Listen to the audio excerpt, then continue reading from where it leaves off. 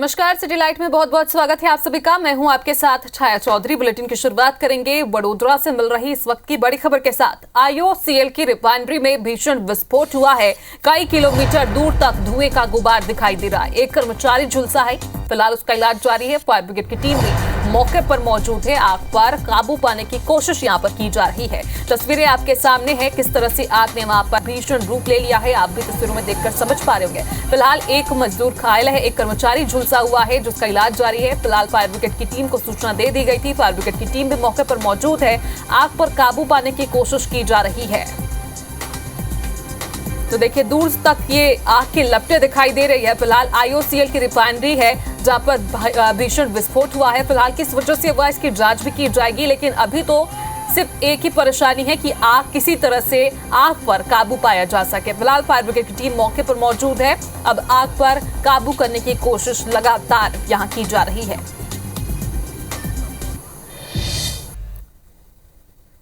इधर जबलपुर में एक बार फिर लव जिहाद का मामला सामने आया। यहां दुर्गानगर इलाके में रहने वाली हिंदू युवती ललपुर इलाके के रहने वाले मुस्लिम युवक के साथ लापता है। आरोप है कि अयान खान नाम का मुस्लिम युवक निजी कॉलेज में पढ़ने वाली सेन समाज की युवती को बहला फुसलाकर अपने साथ ले गया। 8 नवंबर को युवती के लापता होने पर परिजनों ने ग्वारीघाट पुलिस थाने में गुमशुदगी की रिपोर्ट दर्ज करवाई थी, लेकिन अब तक पुलिस उसका पता नहीं लगा पाई। गुस्साए परिजन, सेन समाज, विश्व हिंदू परिषद और बजरंग दल के कार्यकर्ताओं ने थाने पहुंचकर विरोध जताया। उन्होंने पुलिस को चेतावनी दी है कि 2 दिनों में युवती नहीं मिली तो सड़क पर उतरकर उग्र आंदोलन किया जाएगा। 2 दिन का जो आश्वासन दिया है, अगर कार्रवाई होती है और उसके बाद भी अगर उसका पता नहीं चलता तो हम लोग कड़ा विरोध करेंगे और उग्र आंदोलन। एक मुस्लिम लड़का एक हिंदू लड़की को लेके भाग गया है, जो कि 3-4 दिन का मैटर हो गया है। अभी पुलिस से जानकारी लगी, अभी पुलिस उसकी जानकारी नहीं ले पाई है। पुलिस ने हमें 2 दिन का आश्वासन दिया है। कुछ दिनों से एक जिहादी लड़का है जो उसको परेशान कर रहा था, उसके आगे पीछे जाके उसको पीछा कर रहा था। अभी 4 दिन से लड़की लापता है। परिवार वाले आए थे, उन लोगों ने थाने में शिकायत की थी। थाने वाले उनकी शिकायत के अनुसार उसकी पता कर रहे हैं। बालिका है जो घर से बिना बताए चली गई है, जिस पर गुम इंसान क्रमांक 57/24 दिनांक 9/11/2024 को कायम किया गया है। तो समाज के लड़के के साथ जाना बताया गया है, तो उस आधार पर हम अभी ट्रेस किए जा रहे हैं। जबलपुर में एक बार फिर पुलिस का बेरहम चेहरा सामने आया। मामूली बात पर GRP थाने में पदस्थ एक महिला प्रशिक्षु SI ने युवक की जमकर पिटाई कर दी। युवक का कसूर सिर्फ इतना था कि उसने महिला PSI की SI सहेली से पार्किंग शुल्क मांगे थे। दबंगई का ये पूरा नजारा CCTV में कैद हो गया है, जो अब सोशल मीडिया पर तेजी से वायरल हो रहा है। इधर PSI की पिटाई से खौफ में आए युवक ने वाहन स्टैंड की नौकरी छोड़ दी है। पिटाई की ये पूरी घटना जबलपुर रेलवे स्टेशन के पार्किंग स्टैंड की है।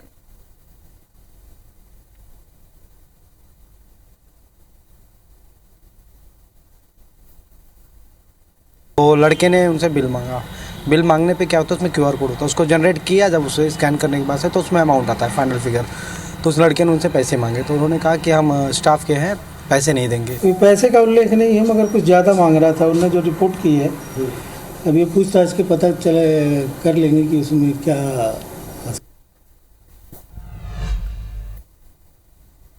राजधानी भोपाल की बरकतुल्ला यूनिवर्सिटी यानी BU में रामधुन बजाकर ABVP ने विरोध प्रदर्शन किया है। दरअसल 22 अक्टूबर को यूनिवर्सिटी में छात्रावास में रहने वाली छात्राएं हॉस्टल के पास ही हनुमान मंदिर में सुंदरकांड में शामिल होने गई थी, और वे जब वापस छात्रावास लौटी तो आरोप है कि हॉस्टल के वार्डन ने भविष्य में मंदिर जाने पर परमिशन लेने का आदेश जारी कर दिया।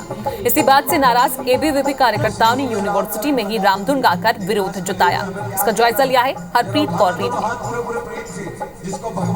राजधानी भोपाल के बरकतुल्ला विश्वविद्यालय के परिसर में रामधुन गाई जा रही है। देखा जा सकता है इस वक्त हम उसी परिसर में मौजूद हैं। पूरा विवाद 22 अक्टूबर को उस वक्त शुरू हुआ जब परिसर में बने हनुमान मंदिर में सुंदरकांड था, और यहाँ से देर रात छात्राएं वापस हॉस्टल लौटी थी। हम उनसे बात करेंगे। आप लोग हॉस्टल के छात्रा हैं, क्या मामला है? तो छात्राएं 15 मिनट देरी से छात्रावास में पहुंची, तो उसके चलते वार्डन ने छात्राओं को आधी रात में 11 बजे अपने कमरों से बाहर निकाला, डांटा फटकारा, उन्हें धमकी दी कि अगर आप ऐसे सुंदरकांड में जाओगे तो हम आपको हॉस्टल से निकाल देंगे। लोगों को भी रोका गया है क्या? मैं स्वयं थी, मुझे रोका गया। मैडम जो है उनने मुझसे कहा, जो चीफ वार्डन मैडम है वो आने वाली है, आपकी कमेटी बैठाई जाएगी। 10 मिनट लेट होने पे प्रतिदिन छात्राएं आधे घंटे लेट होती है, सिर्फ मैसेज डाल दिया जाता है। NSUI यहाँ पर पहुँच चुके हैं। NSUI से हम बात करेंगे कि आप लोगों का क्या कहना है इस पूरे मामले में। मैम, मैं आशीष शर्मा बरकतुल्लाह यूनिवर्सिटी का ही छात्र हूँ, योगा डिपार्टमेंट में हूँ। मैम, मैं कम से कम 4 या 5 साल से देख रहा हूँ, कभी वार्डन ने ऐसा कुछ तो नहीं कहा कि आप कि मंदिर ना जाओ, मस्जिद ना जाओ, ऐसा कभी कुछ नहीं कहा। ABVP केवल इसको धार्मिक मुद्दा बना रही है, परंतु एक भी छात्रा यहाँ पे मौजूद नहीं है उस हॉस्टल से, तो सरासर अपना उल्लू सीधा करना चाह रहे हैं। कहीं ना कहीं अखिल भारतीय विद्यार्थी परिषद के जो इनके जो पदाधिकारी, उनकी बहन का एडमिशन होना था, जिसमें वार्डन और चीफ वार्डन के साइन लगते हैं एक प्रकार से, पर मेरिट लिस्ट में ना आने की बेसिस पे इनको यहाँ से हटा दिया गया। इस वजह से ये लोग इस प्रकार से मुद्दे को बनाए जा रहे हैं। पूरे मामले में विश्वविद्यालय प्रबंधन ने कमेटी गठित कर दी है और अब देखने वाली ये बात होगी कि कमेटी जांच के बाद क्या फैसला देती है और उसके बाद प्रबंधन इस पूरे मामले में कौन सच है और कौन झूठा, उस पर क्या कार्रवाई करती है। कैमरामैन संजय शुक्ला के साथ IBC 24 भोपाल से हरप्रीत कौर रिन। वहीं बिलासपुर में एक एएसआई महिला की वीडियो जमकर वायरल हो रही है। वीडियो में चालान पेश करने के एवज में महिला एएसआई पीड़ित से 5000 रुपए की मांग कर रही है। वायरल वीडियो के साथ अब पीड़ित ने मामले की शिकायत SP से करते हुए कार्रवाई की मांग की है। वीडियो वायरल होने के बाद महिला सब इंस्पेक्टर संतरा चौहान को लाइन अटैच कर दिया गया है। साथ ही विभागीय जांच के भी आदेश। मैं दूसरे जैसे तो चालान तो पेश करना ही पड़ेगा ना मेरे को। करना ही पड़ेगा, उस दिन आकर चालान खर्चा जमा कर दीजिए। मैं कर रही ज़्यादा कर बोलिए, 5 का 5000। अरे आपका छोटा भाई है। अरे देखो सुनो, मैं दूसरे जैसे नहीं हूँ कि 10, 20, 50 वाला। आप खुद सोच लिए होंगे। इधर बीजेपी नेता शिवराज सिंह चौहान, विजय शर्मा और भूपेंद्र सिंह को एक बार फिर अदालत से झटका लगा है। दरअसल कांग्रेस के राज्यसभा सांसद विवेक तनखा की मानहानि के मामले में केंद्रीय मंत्री शिवराज सिंह चौहान, प्रदेश भाजपा अध्यक्ष VD शर्मा और पूर्व मंत्री भूपेंद्र सिंह को ट्रायल कोर्ट में पेश होना ही पड़ेगा। सुप्रीम कोर्ट ने शिवराज सहित तीनों नेताओं को मामले में अंतरिम राहत नहीं दी है। तीनों नेताओं ने अपने खिलाफ दायर मानहानि का मामला खारिज करने की मांग करते हुए सुप्रीम कोर्ट में याचिका लगाई थी। इससे पहले भी तीनों नेताओं की अपने खिलाफ मानहानि का मामला खारिज करने की याचिका हाल ही में जबलपुर हाईकोर्ट में भी खारिज कर दी गई थी। बता दें कि तनखा ने बीते पंचायत और निकाय चुनाव में परिसीमन और आरक्षण में रोटेशन का पालन न होने पर सुप्रीम कोर्ट में पैरवी की थी, लेकिन कोर्ट ने एक दूसरे मामले में सुनवाई करते हुए OBC आरक्षण पर रोक लगा दी थी। OBC आरक्षण पर रोक से तनखा का कोई ताल्लुक नहीं था, लेकिन आरोप है कि तीनों बीजेपी नेताओं ने तनखा को OBC विरोधी होने के बयान दिए और OBC आरक्षण पर रोक का ठीकरा उन पर ही फोड़ दिया। ऐसे में तनखा ने तीनों नेताओं पर 10 करोड़ की मानहानि का दावा ठोका था। और जबलपुर हाईकोर्ट ने RTA के तहत अस्पताल अग्निकांड की जांच रिपोर्ट न देने पर राज्य सूचना आयोग को नोटिस जारी किया है। पूछा है कि आखिर नोटशीट गोपनीय दस्तावेज कैसे हो सकता है। 10 सितंबर को मामले की अगली सुनवाई होगी। बता दें कि जबलपुर के न्यू लाइफ हॉस्पिटल में 1 अगस्त 2022 को भीषण अग्निकांड हुआ था और इस दौरान 8 लोगों की मौत हो गई थी। जांच के लिए जबलपुर संभाग आयुक्त ने हाई लेवल कमेटी गठित की थी। मामले में कोई कार्रवाई न होने पर याचिकाकर्ता ने सूचना के अधिकार के तहत जांच रिपोर्ट मांगी, लेकिन रिपोर्ट नहीं मिली। इसके बाद आवेदक ने सूचना आयोग में अपील लगाई, लेकिन आयोग ने कहा कि जांच रिपोर्ट हुई नोटशीट सरकार का गोपनीय दस्तावेज है। आयोग की इस दलील के खिलाफ याचिकाकर्ता ने हाईकोर्ट की शरण ली थी। हमने सूचना आयोग की इन टिप्पणियों को माननीय उच्च न्यायालय में चुनौती दी है और जिन नोटशीटों पे इतने बड़े अग्निकांड की कार्यवाहियां लंबित रखने वाले दोषी अधिकारियों के नाम उल्लेखित है, आखिर वो किस प्रकार से जनहित के विरुद्ध हैं और आखिर वो किस प्रकार से नोटशीटें दस्तावेज जो है वो RTI की परिभाषा के बाहर है या गोपनीय दस्तावेज है, ये वो बताएं आकर के। इसको हमने माननीय उच्च न्यायालय में चुनौती दी है और उनको भी नोटिस जारी करके माननीय न्यायालय ने जवाब मांगे। तो बिलासपुर हाईकोर्ट में वन्यजीव के संरक्षण को लेकर लगी याचिका पर सोमवार को सुनवाई हुई, जिसमें प्रदेश में हुई बाघ की मौत को भी स्वतः संज्ञान में लिया गया। वन्यजीवों के मौत के मामले में मुख्य न्यायाधीश ने सख्त टिप्पणी करते हुए कहा कि प्रदेश में वन्यजीवों की मौत हो रही है, पर्यावरण भी नष्ट हो रहे हैं, वन्यजीव और जंगल नहीं बच पाएंगे तो कैसे चलेगा। मामले में हाईकोर्ट ने APCCF को नोटिस जारी कर जवाब तलब किया है और पूछा है कि वन्यजीवों के संरक्षण के लिए क्या कदम उठाए गए हैं। दरअसल 8 नवंबर 2024 को सरगुजा के कोरिया वन मंडल के पास खनखोपड़ नाला के किनारे बाघ का शव मिला था, जिसे वन विभाग ने आधिकारिक तौर पर बाघ को जहर देकर मारने की पुष्टि की थी। मामले में अगली सुनवाई आगामी 21 नवंबर को तय की गई।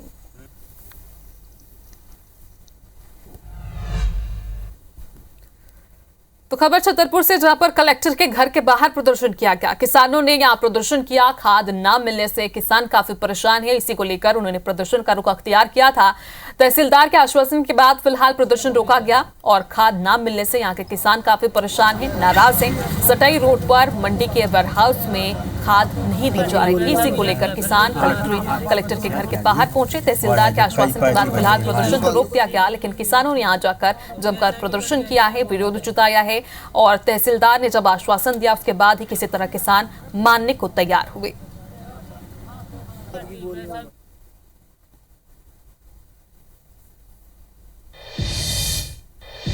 तो मध्य प्रदेश के बुधनी और विजयपुर विधानसभा सीट पर उपचुनाव का प्रचार थम गया है। ऐसे में बीजेपी के तमाम बड़े नेताओं ने सीट को जीतने के लिए एड़ी चोटी का जोर भी लगाया, लेकिन सबसे बड़ी कमी केंद्रीय मंत्री ज्योतिरादित्य सिंधिया की खल रही है।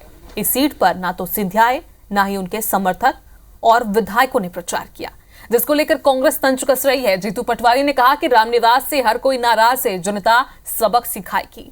50,000 वोटों से कांग्रेस जीतेगी। वहीं जीतू के बयान पर पलटवार करते हुए पूर्व सांसद विवेक सेजवलकर ने कहा कि किस नेता को कहां प्रचार करना है, ये पार्टी तय करती है।